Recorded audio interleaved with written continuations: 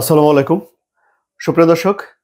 মার্কিন president Donald Trump বৃহস্পতিবার বলেছেন যে রাশিয়াকে G7 ভুক্ত দেশের ভেতরে তিনি আবার আনতে চান।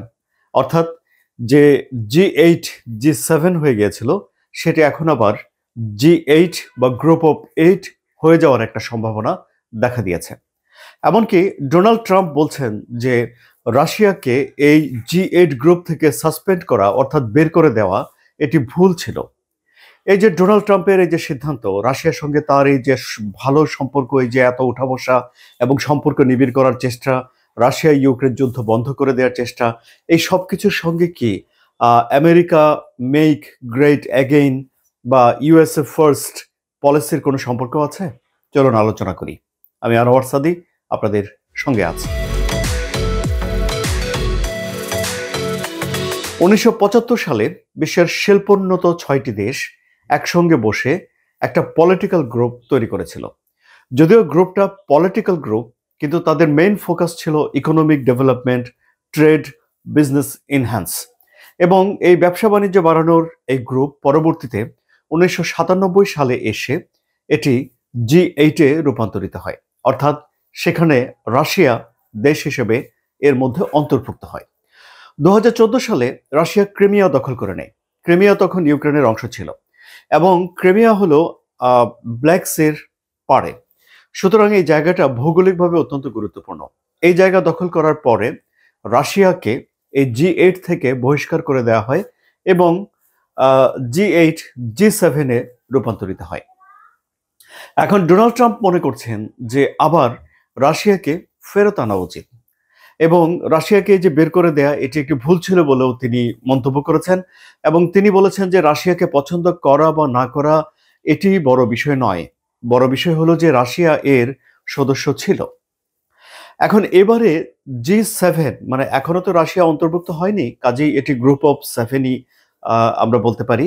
G7-এর সভাপতির দায়িত্বে চলতি বছরে রয়েছে কানাডা। কানাডার সঙ্গে যুক্তরাষ্ট্রের সম্পর্ক শুল্ক আরোপ নিয়ে একটা টানাপোড়েনের ভেতরে রয়েছে। কানাডা এখনো ডোনাল্ড ট্রাম্পের বক্তব্যের প্রেক্ষিতে কোনো কিছু জানায়নি। তাহলে সুপ্রিয় দর্শক, এই পলিটিক্যাল গ্রুপে কোন কোন দেশ আছে চলুন সেগুলো আমরা জেনে নিই। অবভিয়াসলি এই গ্রুপে আছে যুক্তরাষ্ট্র, যুক্তরাজ্য, Germany, France, Italy, Japan, Russia এবং কানাডা। এখন এই দেশগুলো মিলে শিল্পোন্নত দেশের যে জোট, এই জোটের যে ইম্প্যাক্ট ছিল পরবর্তীতে আমরা দেখেছি যে একটা G20ও পৃথিবীতে তৈরি হয়েছে এবং তারাও বছরে একবার করে বৈঠক করে।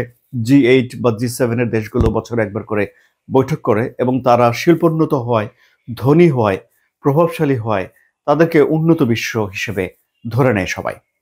এখন যে প্রশ্ন সেটি হলো যে আহ, ভ্লাদিমির পুতিন কি ডোনাল্ড ট্রাম্পের কাছে G8 ভুক্ত হওয়ার কোনো আগ্রহ প্রকাশ করেছেন? ক্রেমলিনের মুখপাত্র দিমিত্রি পেসকোভের কোনো বিবৃতিতে আমরা এই বিষয়টি পাইনি। তাহলে কেন ডোনাল্ড ট্রাম্প এই ব্যবস্থা নিতে পারেন?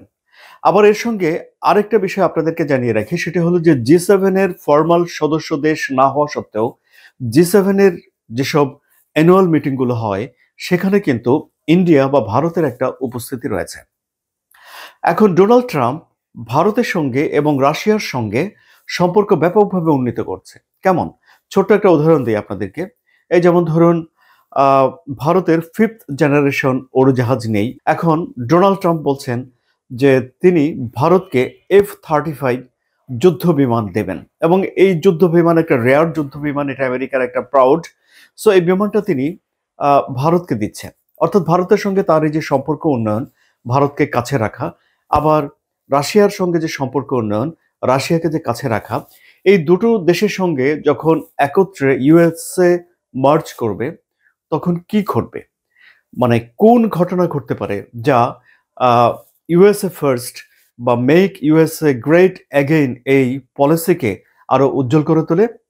এর সঙ্গে আরেকটি সংগঠন জড়িত রয়েছে, সেটা হলো ব্রিক্স।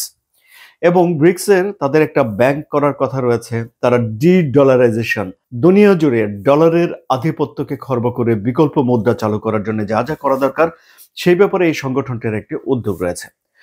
ডোনাল্ড ট্রাম্প নির্বাচিত হওয়ার পর এই সংগঠনের ব্যাপারে বা এই সংস্থাটির ব্যাপারে একটা হুঁশিয়ারি উচ্চারণ করেছেন। তিনি বলেছেন যে ডলারের মান কমিয়ে দেওয়ার ব্যাপারে কোনো রকমের উদ্যোগ বা কোনো রকম কাজকর্ম ডোনাল্ড ট্রাম্প বরদাস্ত করবেন না। তিনি এইসব দেশগুলোর উপরে শুল্ক আরোপ করবেন এবং অর্থনৈতিক চাপ প্রয়োগ করবেন, এটি তার খোলামেলা কথা। এখন ব্রিক্সের যে দেশগুলো রয়েছে সেই দেশগুলোর মধ্যে রাশিয়া একটা অন্যতম প্রভাবশালী দেশ এবং ভারত একটা অন্যতম প্রভাবশালী দেশ। G8 ভুক্ত দেশগুলোতে যারা বসবাস করে তারা হলো পৃথিবীর মোট জনসংখ্যার 10%। এখন ভারতের জনসংখ্যা অনেক বেশি, রাশিয়াও একটা পৃথিবীর সবচেয়ে বড় দেশ এবং এই দেশগুলোর সঙ্গে যদি বিরোধ না থাকে, অর্থাৎ এই দেশগুলো যদি ডলারাইজেশনের দিকে যেতে না চায়, বিকল্প মুদ্রা ব্যবস্থা চালু করতে না চায়, তাহলে সেটি আমেরিকার সুপ্রিমেসি বজায় থাকার জন্য সহায়ক হয় বলে আমরা ধরে নিতে পারি। সুতরাং বিশ্লেষকরা বলছেন যে ডোনাল্ড ট্রাম্প এই যে ভ্লাদিমির পুতিনকে কাছে নিয়ে এত সহযোগিতা করছেন এবং এত কিছু করে ফেলছেন, এসবের পেছনেও ডোনাল্ড ট্রাম্পের আমেরিকা ফার্স্ট নীতি কাজ করছে। সুপ্রিয় দর্শক, আপনাদেরও কি তাই মনে হচ্ছে? যদি আপনারাও মনে করেন যে ডোনাল্ড ট্রাম্প যা কিছুই করছে এখন সেটা আমেরিকা ফার্স্ট নীতির আলোকে করছে, তাহলে আপনাদের মতামত কমেন্টে জানান এবং এই আলোচনা যদি ভালো লাগে তাহলে সাবস্ক্রাইব করে চ্যানেলটির সঙ্গে থাকুন। ধন্যবাদ সবাইকে।